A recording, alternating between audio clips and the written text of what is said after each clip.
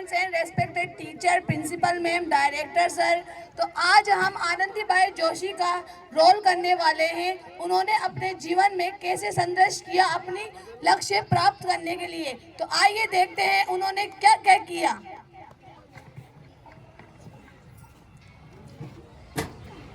आप इतने परेशान क्यों लग रहे हो आनंदी के बाबूजी?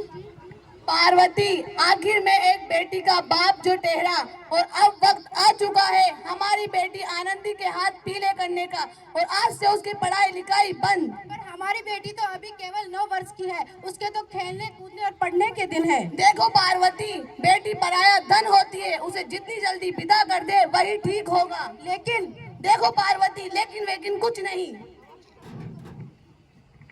बाबू, इसमें मेरी क्या गलती है? तेरी गलती ये है कि तू एक लड़की है। लड़की, अगर तू लड़का होती तो क्या बाबू? देख छोरी, जबान न लड़ा वरना हल्कों में से जबान खींच लूंगा। लेकिन बाबू, मैं पढ़ना चाहूँ और एक डॉक्टर बनना चाहूँ। देख छोरी, पढ़ना है तो पढ़, लेकिन अपने बाप की छाती पर पूरी उम्र बोझ मत बन। लेकिन बाबू, लड़का और लड़की तो दोनों आंखों के समान होवे। देख छोरी, पढ़ाई पढ़ाई पढ़ाई, आज से मैं तेरी पढ़ाई का सत्यानाश कर। नहीं, दूर हट, दूर हट, दूर हट। बाबू, तूने मेरी किताबें ही नहीं किस्मत फाड़ दी। देख छोरी, शुक्र मना जो बचपन में ही तेरा गला घोट कर नहीं मारा, वरना आज ये तेरी बक नहीं सुननी पड़ती। लेकिन बाबू, मैं पढ़ना चाहूँ और मुझे चूल्हा चौकी आची कौन लागे। देख छोरी, जितनी जल्दी हो सके सीख ले, कल के कल तेरा ब्याह होगा। बाली जीवन है तेरी ये कहानी, आंचल में दूध और आंखों में है पानी। बेटी मुझे माफ कर दे, तेरे बाबूजी की जिद के आगे मेरी एक न चाले। बेटी मुझे माफ कर दे, बेटी मुझे माफ कर दे। तो इस तरह आनंदी, केवल 9 वर्ष की आनंदी का विवाह गोपाल राव जोशी से हो जाता है। बाल विवाह एक सामाजिक कुरीति है। इस सामाजिक कुरीति में आनंदी को शिकार होना पड़ा। आइए देखते हैं आगे होता है क्या।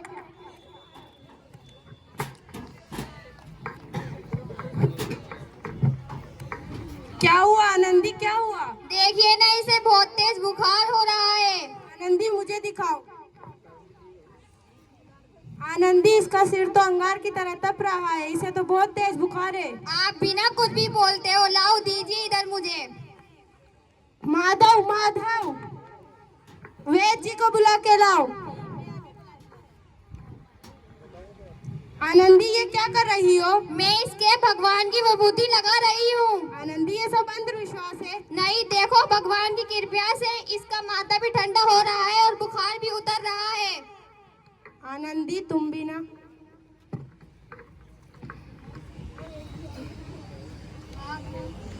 बाबू, आंखें खोलो, तुम्हारी माँ बुला रही है। बाबू, आंखें खोलो। बाबू, आंखें खोलो, तुम्हारी माँ बुला रही है। खोलो ना आंखें। देखिए ना, ये आंखें नहीं खोल रहा। आनंदी, मुझे दिखाओ। आंखें खोलो बाबू, आंखें खोलो। बोलिए ना, इसे क्या हो गया है? बोलिए ना, इसे क्या हो गया है? आनंदी, अब ये कभी आंखें नहीं खोलेगा। तुम भी ना कुछ भी बोलते हो, लाओ इधर दीजिए मुझे। माधव, खोलो आंखें, खोलो बाबू, आंखें खोलो, खोलो आंखें। आनंदी, मुझे दे। नहीं, आनंदी, मुझे दे। छोड़िए। नहीं, आनंदी, मुझे दो।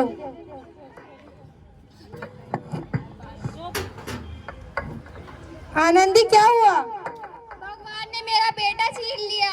आनंदी, भगवान ने नहीं, तुमने खुद ने अपना बेटा छीना है। तुम अंधविश्वास पे,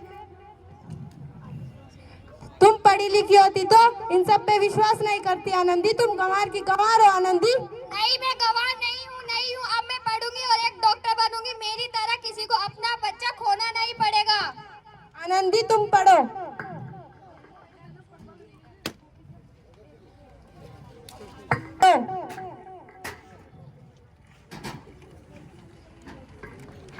आनंदी, मैं आता हूँ। क्या हो गया? देखो, तुम पूरे कॉलेज में प्रथम आई हो। क्या? मैं पूरे कॉलेज में प्रथम आई हूँ? आनंदी, यस। तुम पढ़ो। गया। आनंदी, देखो, क्या? तुम तुम अमेरिका जा रही हो। नहीं, मैं अमेरिका अकेली नहीं जाऊंगी। आनंदी तुम अभी के अभी गंवा रही हो। न रहूंगी। आनंदी तुम अमेरिका जाओ। जी मैं अमेरिका जा रही हूँ। अमेरिका जाओ।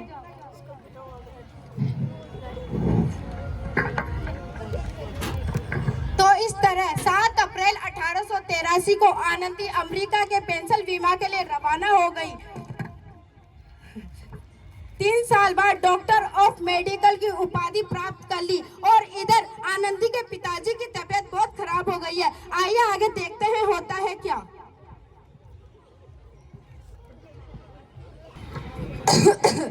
लगता है अब मेरे जाने का समय आ चुका है पार्वती।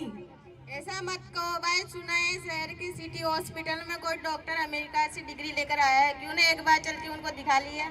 हाँ भैया आप सही कह रहे हो, कम से कम हमारे दिल को तसल्ली तो हो जाएगी। चलो चलो।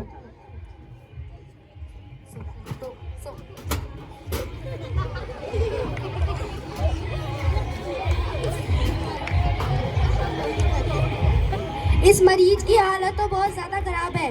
अब इस मरीज को तो कोई चमत्कार ही बचा सकता है। ऐसा मत कहो भाई, डॉक्टर साहब कब तक आएंगे? लो आ गई डॉक्टर मैडम।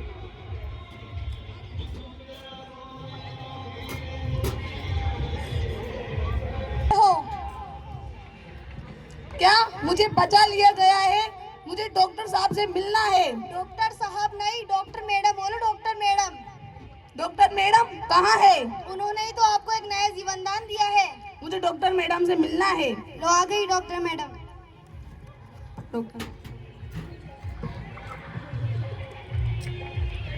डॉक्टर मैडम बहुत बहुत धन्यवाद, जो आपने मेरी जान बचा ली।